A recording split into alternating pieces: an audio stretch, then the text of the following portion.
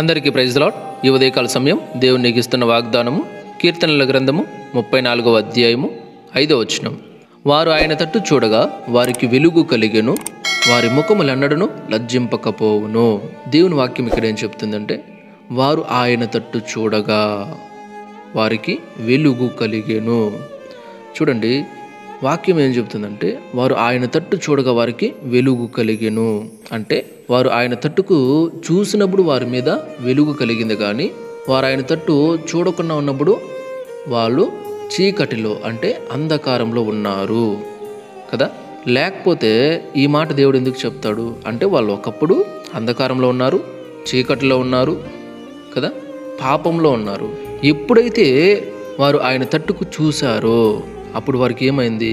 వెలుగు కలిగింది. తర్వాత దేవుడు చెప్తున్నాడు ఏమంటే, వారి ముఖములు ఎన్నడూ కూడా లజ్జింపకపోవును అంటే, వాళ్ళు ఇంకెప్పటికీ కూడా సిగ్గుపడరు, దేని గురించి కూడా భయపడరు. ఎందుకంటే వారు వెలిగించబడ్డారు అని వాక్యం చెప్తుంది అన్నమాట. కాబట్టి నిజానికి దేవుణ్ణి ఒకప్పుడు మనం నమ్ముకోలేదు, అప్పుడు మన ముఖాలు ఎలా ఉన్నాయి, మన జీవితాలు ఎలా ఉన్నాయి అంటే ఎప్పుడు అంధకారమే, ఎప్పుడు చీకటే. ఏందో ఎలా జీవించాలో తెలియదు, ఎలా ప్రవర్తించాలో తెలియదు, అసలు ఏమీ తెలియదు, గురుడితనం అలా ఉన్నాం. కానీ ఈరోజు దేవుణ్ణి నమ్ముకున్న తర్వాత దేవుడు ప్రతి విషయాన్ని మనకి బయలుపరుస్తున్నాడు, తెలియజేస్తున్నాడు. కాబట్టి ఓహో, ఇలా నడుచుకోకూడదు, ఇలా నడుచుకోవచ్చు, ఇలా చేయాలి, అలా చేయాలని ప్రతిదీ నేర్చుకుంటున్నాం కదా. కానీ ఒకప్పుడు అవన్నీ మనకు తెలుసా అంటే తెలియదు. ఒకప్పుడు మనం ఎలా ఉన్నాం? మూర్ఖత్వం. ఎవరు ఎన్ని చెప్పినా కూడా మన మూర్ఖత్వాన్ని మనము విడిచిపెట్టే వాళ్ళం కాదు, అలా ఉండేవాళ్ళం కదా. కాబట్టి అందుకే ఇక్కడ వాక్యం చెప్తుంది, వారు ఆయన తట్టు చూడగా వారికి వెలుగు కలిగెను అని. చూడండి, ఎవరైతే ఆలోచన చేసి ఎవరైతే దేవుని వైపు తిరుగుతారో, యేసయ్య వైపు తిరుగుతారో వాళ్లకు వెలుగు కలుగుతుంది. నిజము, వాస్తవం. ఎందుకంటే చూడండి, ఇక్కడ యోహాను సువార్తలోకి వస్తే 1వ అధ్యాయము 4-5 వచనాలు చూద్దాం. ఆయనలో జీవం ఉండెను, ఆ జీవం మనుష్యులకు వెలుగై ఉండెను, ఆ వెలుగు చీకటిలో ప్రకాశించుచున్నది కానీ చీకటి దాన్ని గ్రహింపకుండెను. చూసారా, మనము దేవుని వైపు చూస్తే మన అంధకారము, మన చీకటిని తొలగిపోతాయి. ఆయన వెలుగుతో మనము నింపబడతాము. చూడండి, ఆయనలో జీవం ఉంది కాబట్టి మనము చీకట్లో ఉన్నప్పుడు, అంధకారంలో ఉన్నప్పుడు శారీరక విషయమై బ్రతికున్నాం, కానీ ఆత్మ విషయంలో మనలో జీవం ఉందా అంటే జీవము లేదు. కానీ మనం ఎప్పుడైతే ఆయన వైపు తిరుగుతామో అప్పుడు ఆయనలో ఉన్న జీవము మనకు వెలుగై ఉండెను, మనకు వెలుగు అవుతుంది కదా. ఆయనలో ఉన్న జీవము మనలోకి పంపిస్తాడప్పుడు మనము వెలిగించబడిన వారం అవుతాము. చూడండి, ఇక్కడ నిజానికి ఆ వెలుగు చీకట్లో ప్రకాశించుచున్నది కానీ చీకటి దాన్ని గ్రహింపకుండెను. నిజానికి యేసయ్య వాక్యము మన మధ్యనే తిరుగుతుంది, మనకు సువార్త అందుతూనే ఉంది, కానీ మనము అంగీకరించట్లా. ఎందుకు అంటే అంగీకరిస్తే మనం వెలిగించబడతాం, రక్షణలోకి వచ్చేస్తాం, మారు మనసులోకి వచ్చేస్తాం. అందుకే మన పాపాలను విడిచిపెట్టేస్తాం, మన శాపాలు అన్నీ తొలగిపోతాయి, మన పాపాలన్నీ కూడా ఆయన రక్తంలో కడగబడిపోయి మనము పరిశుద్ధులుగా, నీతిమంతులుగా తీర్చబడతాం. అందుకే చాలామంది దేవుని వాక్యాన్ని చెప్తుంటే కొట్టడానికి వస్తారు, తిట్టడానికి వస్తారు, అరుస్తారు, మీదకు వస్తారు. ఎందుకు?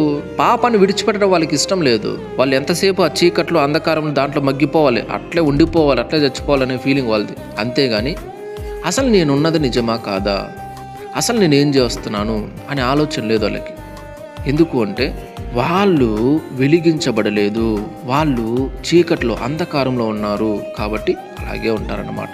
కాబట్టి అందుకే వాక్యం చెప్తుంది, మనం ఆయన తట్టు చూస్తే, ఆయన వైపు తిరిగితే, ప్రభువా మీరు నిజమైన దేవుడు తండ్రి, సృష్టికర్తయ్య, సర్వాధికారి అయిన దేవుడు, మిమ్మల్ని మించిన దేవుడు ఎవరు లేరు, మిమ్మల్ని మించిన పరిశుద్ధమైన దేవుడు ఎవరు లేరు తండ్రి అని ఆయన వైపు మనం తిరగగలిగితే ఖచ్చితంగా మనకు వెలుగు కలుగుతుంది, మనము వెలిగించబడతాము. తర్వాత ఎప్పుడు కూడా సిగ్గుపడే పరిస్థితి మనకు రాదు. ఎందుకంటే మనం నమ్మింది, విశ్వసించింది సృష్టికర్త అయిన దేవుణ్ణి నమ్మాము మనం. కాబట్టి ఆయన పైన ఆనుకున్నాం కాబట్టి ఆయన మనల్ని ఎప్పటికీ కూడా సిగ్గుపడనివ్వడు. Praise the lord. కాబట్టి ప్రతి ఒక్కరు కూడా ఆలోచించండి, దేవుని వైపుకి తిరుగుదాం, లోకం వైపు వద్దు. లోకం వైపు నువ్వు తిరిగితే నీకు సమయం వేస్ట్, అంతేగాని ఇంకా పాపాల్లో పడిపి శాపాలు తెచ్చుకొని ఇలా వ్యర్థమైన జీవితం జీవించాల్సి వస్తుంది, కానీ నీకు ఏ ఉపయోగము ఉండదు. కాబట్టి దేవుని వైపు తిరుగుదాం. ఆయన వైపు తిరిగితే నువ్వు వెలిగించబడతావు. ఆయన వైపు నువ్వు తిరిగితే నీ జీవితం మారుతుంది. ఆయన వైపు నువ్వు తిరిగితే ఇంతవరకు కష్టాలున్నాయి, కన్నీళ్ళు ఉన్నాయి, బాధలు ఉన్నాయి, వేదనలు ఉన్నాయి, వాటన్నిటి నుంచి కూడా దేవుడు నీకు విడుదలనిస్తాడు. ఒకవేళ నీ జీవితంలో కష్టాలు, కన్నీళ్ళు, వేదనలు అలాగే ఉన్నప్పటికి కూడా దేవుడు నిన్ను ఆదరిస్తాడు, ధైర్యపరుస్తాడు, వాటిని ఎదుర్కోవడానికి శక్తినిస్తాడు, కృపనిస్తాడు. ఇన్ని రోజులు కూడా ఆ కష్టాల బాధలు నువ్వు చూసి భయపడ్డావు. కానీ నువ్వు ఎప్పుడైతే దేవుని నమ్ముకుంటావో, ఎప్పుడైతే దేవుని వైపు తిరుగుతావో, ఆ కష్టాలు, బాధలు, కన్నీళ్ళు, వేదనలు అన్నీ కూడా నిన్ను చూసి భయపడతాయి. Praise the lord. నిజము. ఎందుకంటే సృష్టికర్త అయిన దేవుడు నీ పక్షంలో ఉన్నాడు కాబట్టి ఆ బాధలు, కష్టాలు, కన్నీళ్ళు, వేదనలు అన్నీ కూడా నిన్ను చూసి అయ్యో నిజమైన దేవుడు అతని వైపు ఉన్నాడు, ఆమె వైపు ఉన్నాడు కాబట్టి వాళ్ళని ఎక్కువ నేను డిస్టర్బ్ చేయకూడదని అవి చూసి నిన్ను భయపడతాయి. నిజం, వాస్తవం. Praise the lord. కాబట్టి ప్రతి ఒక్కరు కూడా ఆలోచించండి. సృష్టికర్త వైపు మనం తిరుగుదాం, ఆయన్ని ఆశ్రయిద్దాం. ఆయనే నిజమైన దేవుడిని నమ్మి విశ్వసించి ఆయనతో పాటు మనము జీవనాన్ని సాగిద్దాం. అప్పుడు ఆయన నీ మీద వెలుగును కలిగిస్తాడు. Praise the lord. కాబట్టి ప్రతి ఒక్కరు కూడా ఆలోచించండి. రెండు తలలు వంచండి, ప్రార్థన చేసుకుందాం. మహాపరిశుద్ధుడా, ప్రేమ కలిగిన మా తండ్రి, మీకు వందనాలు చెల్లించుకుంటున్నాం, స్తోత్రాలు చెల్లిస్తున్నాం. యేసయ్య ఉదయకాల సమయంలో మరొకసారి ఈ వాక్యము ద్వారా నాతోనూ మాతోనూ మీరు మాట్లాడినందుకు స్తోత్రాలు చెల్లిస్తున్నాం. అవును తండ్రి, మీ వైపు తిరిగితే దేవా మా జీవితాల్లో ఉన్న అంధకారము, చీకటి అన్నీ కూడా తొలగిపోయి మేము వెలిగించబడతాం. మా ముఖములు తర్వాత ఎప్పటికీ కూడా లజ్జింపకపోతాయి.